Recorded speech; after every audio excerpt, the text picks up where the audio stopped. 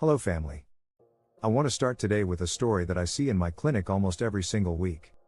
A patient comes to see me. She is frustrated. She tells me, "Doctor, I am doing everything right. I wake up at 6 a.m. I put on my running shoes. I run 5 kilometers on the treadmill, sweating and panting. I am exhausted every day. But when I step on the scale, the number does not move. And worse, I still have this stubborn layer of fat around my belly that just refuses to go away." She looks at me with tears in her eyes and asks, "What is wrong with me? Am I not working hard enough?" My dear friends, if this sounds like you, I want you to take a deep breath. You are not lazy. You are not broken. You are simply fighting against your own biology. We have been brainwashed by the fitness industry to believe that more sweat equals more fat loss. We think that if we are not gasping for air, we are not burning calories. But physiologically, this is a lie. In fact, for many people, especially those over 40 or those with high stress, running is not burning fat. It is actually preserving it. Today, I'm going to explain the science of why a gentle, brisk walk is often far superior to a hard run when your goal is specifically to melt fat. We are going to talk about fuel sources, stress hormones, and the magic zone where your body becomes a fat-burning machine. The science, the 2 fuel tanks. To understand why walking wins, you must understand how your body uses energy. Imagine your body as a hybrid car. It has 2 fuel tanks. Tank number 1 is sugar, or glycogen. This is high-octane fuel. It burns fast, it is explosive, and it is limited. Tank number 2 is fat. This is a slow-burning, endless supply of diesel. When you go for a run, your heart rate spikes.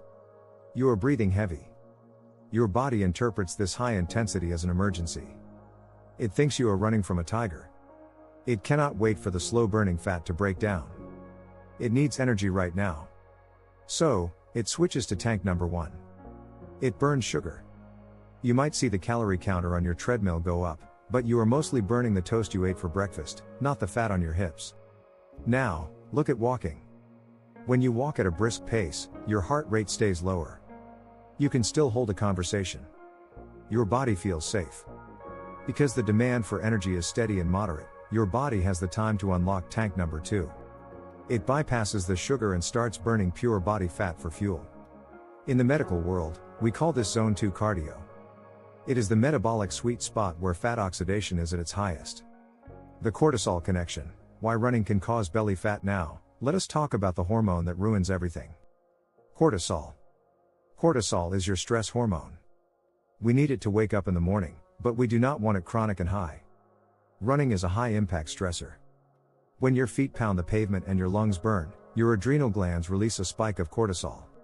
If you are a 20-year-old athlete, this is fine. Your body recovers. But if you are a busy parent, working a stressful job, and not sleeping enough, your cortisol bucket is already full.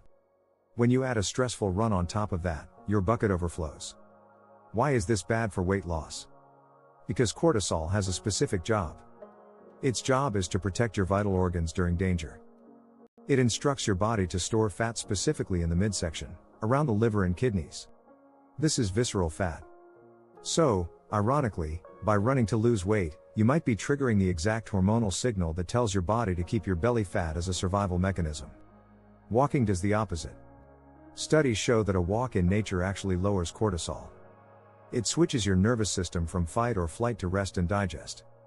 When you are calm, your body feels safe enough to let go of its fat stores. The hunger trap, the Runger effect. There is another trap with running that nobody talks about. We call it compensatory eating. Have you ever finished a hard run and felt like you could eat the entire refrigerator? You feel a deep, gnawing hunger that is impossible to ignore. This is your brain reacting to the rapid drop in blood sugar we talked about earlier. Because you burned through your sugar tank, your brain screams for you to refill it immediately. You end up eating a muffin or a bagel, and within 5 minutes, you have eaten back every single calorie you just burned. Walking is different.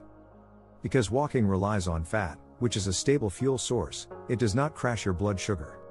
In fact, most patients report that after a walk, their appetite is actually suppressed. They feel energized, not depleted. This makes it infinitely easier to stay in a calorie deficit for the rest of the day without feeling like you are starving. The muscle factor, don't burn the engine. We must also talk about your engine, your muscles. Muscle is metabolic gold. The more muscle you have, the more calories you burn while you are sleeping. Excessive, long-distance running can sometimes be catabolic. This means that once your body runs out of sugar, and if it cannot access fat fast enough, it might start breaking down your muscle tissue for energy. You might lose weight on the scale, but you are becoming skinny fat. You are losing the very engine that keeps your metabolism high. Walking is low impact. It preserves your muscle tissue. When combined with simple resistance training, walking ensures that the weight you lose is pure fat, not precious muscle. The protocol: how to walk for fat loss. Now, I am not saying you should just stroll around the mall looking at shop windows. That is not exercise. To turn walking into a fat-burning weapon, you must follow a specific protocol. Rule number 1 is the pace. You need to walk with purpose. Imagine you are late for a meeting. You should be breathing slightly harder than normal, but you should still be able to speak in full sentences. If you can sing a song, you are walking too slow. If you cannot talk, you are walking too fast. Find that middle ground. Rule number 2 is the timing. The best time to walk for fat loss is in the morning, on an empty stomach. We call this fasted cardio.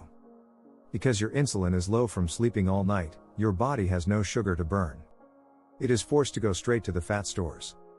Even 20 minutes in the morning is powerful. If you cannot do mornings, walk immediately after meals. This helps suck the sugar out of your blood into your muscles, preventing the insulin spike that causes fat storage. Rule number 3 is add incline. If you want to supercharge your results without running, find a hill. Or set your treadmill to an incline. Walking uphill recruits the large muscles in your glutes and hamstrings, doubling your calorie burn without the high impact on your knees. Conclusion: be kind to your body. My dear friends, fitness is not a punishment. It should not be painful. If you love running, and it makes you happy, please continue. But if you are running only because you hate your body and want to force it to shrink, I invite you to stop. Try walking. Give your body the gift of movement that lowers stress instead of creating it. You will find that when you work with your biology, the weight comes off not with a struggle, but with a sigh of relief. Walk tall, breathe deep, and let the path heal you. If you found this helpful, please share it with a friend who is exhausted from the treadmill. Let us reclaim our health gently. Stay healthy, stay blessed.